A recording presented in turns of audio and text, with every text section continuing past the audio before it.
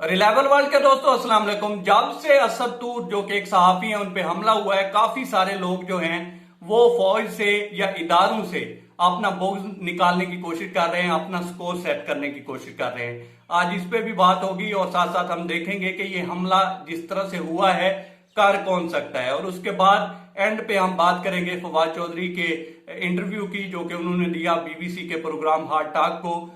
तो हम शुरू करते हैं दोस्तों। बात कुछ यूं है कि सहाफी हैं असद तूर, उनके ऊपर एक हमला हुआ, वो रूम से बाहर निकल रहे थे जो कि उन्होंने बयान दिया है या बताया है। तो आगे से एक वो कहते हैं कि जी आदमी आया और उसने मुझे धक्का दिया, मैं गिर गया, तो मेरे कांधे पे उसने पिस्टल रख लिया और फिर दो आदमी और आ गए और उन्होंने मुझे मारना पीटना शुरू कर दिया। और उन्होंने कहा कि एक मखसूस इदारे का वो नाम लेते हैं कि वो कहते थे कि हम उसके लोग हैं।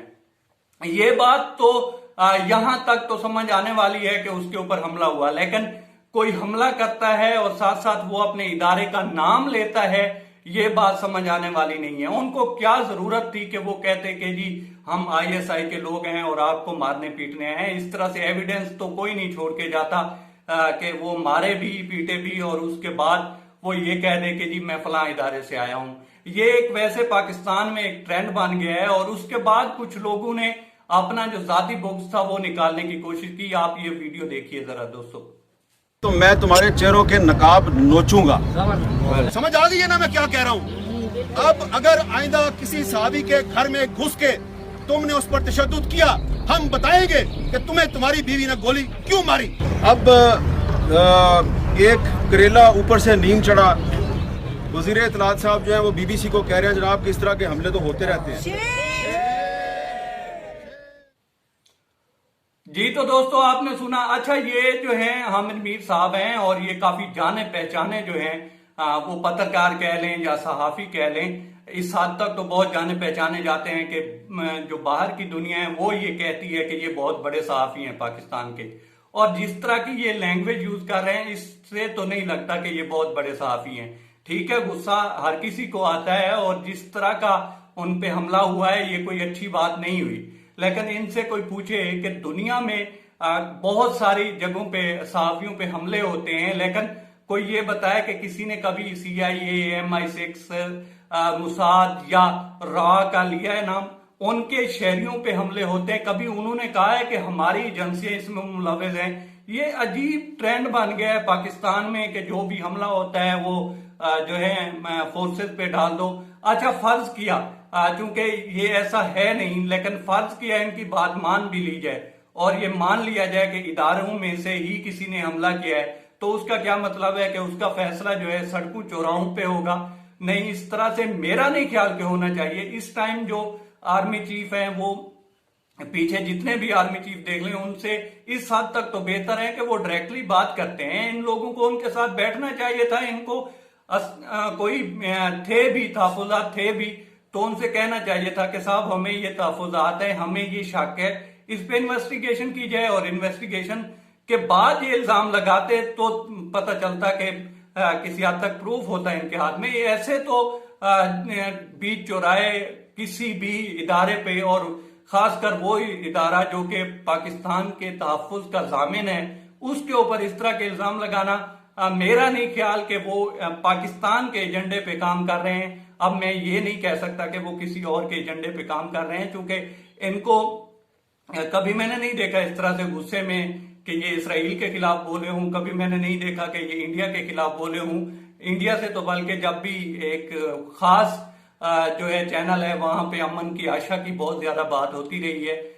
तो इस तरह का इन्होंने जो है रवैया इख्तियार किया हुआ है। और अगर आप हमले को देखें तो इस तरह से कोई हमला करके बता के नहीं जाता कि मैं फलां जगह से आया हूं तो आपको मार के जा रहा हूं और मेरा जो ताल्लुक है वो फलां इदारे से है। गॉड नोज किसने ये किया है, लेकिन हरकत देखी जाए तो वो तो घटिया थी। इस हद तक के तशद्दुद करना किसी के ऊपर, और अगर वो बोलता है तो इस बेस पे तशद्दुद करना ये कोई अच्छा अमल नहीं है। लेकिन ये भी उसी तरह से काबिल मुजम्मत अमल है कि आप किसी भी मुल्क के बड़े इदारे के ऊपर इल्जाम लगा दें और वो भी बिना प्रूफ के। अब आ जाते हैं फवाद चौधरी के इंटरव्यू पे। फवाद चौधरी ने इंटरव्यू दिया स्टीफन शक्कर को اور اسٹیفن سکر جو تھا وہ یہ سمجھ رہا تھا کہ شاید یہ بھی ساکھدار ہے اور جس طرح سے میں جو ہے بات کروں گا لتاڑتا جاؤں گا اور میرے لیے تو کوئی مسئلہ نہیں ہے. لیکن وہ آگے فواد چودھری تھے اور پھر انہوں نے جس طرح سے جواب دیے. یہ انٹرویو اگر آپ دوستوں دیکھیں تو اس سے ایک جھلک نظر آتی ہے کہ جو انٹرویو دیا تھا شاہ محمود قریشی نے اور پھر اسرائیل کے خلاف ایک باقاعدہ جو ہے کمپین سٹارٹ کی ہے پاکستان نے بھی اور باقی ممالک نے بھی, تو اس کا سکور سیٹل کرنے کی کوشش کی جا رہی ہے اور پاکستانی گورنمنٹ ہے یا پاکستان کے ادارے ہیں ان کو دباؤ میں لانے کی کوشش کی جا رہی ہے. اب بی بی سی کو بھی آئی ایس آئی اور اس طرح کے اسٹیٹ ود ان اسٹیٹ یا ڈیپ اسٹیٹ کی بات کرنا, ان کو بھی جو ہے ان کا درد ہو رہا ہے اسرائیل کا. جتنے جو فلسطینی اس میں مارے گئے ہیں اس کا کوئی دکھ نہیں ہے.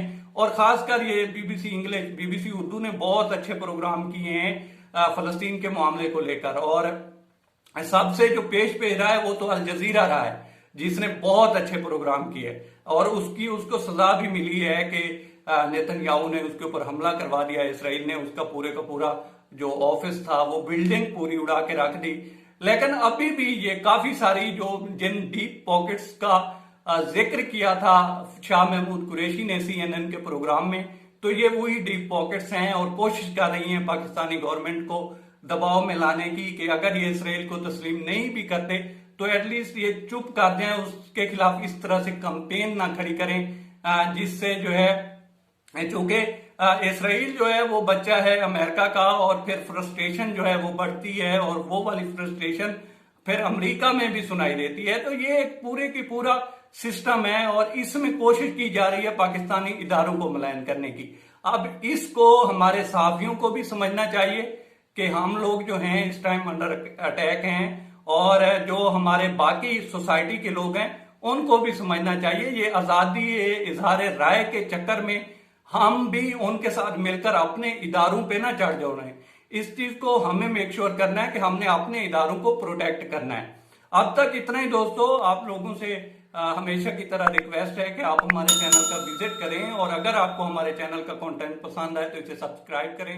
تعاون کے لیے شکریہ دوستو.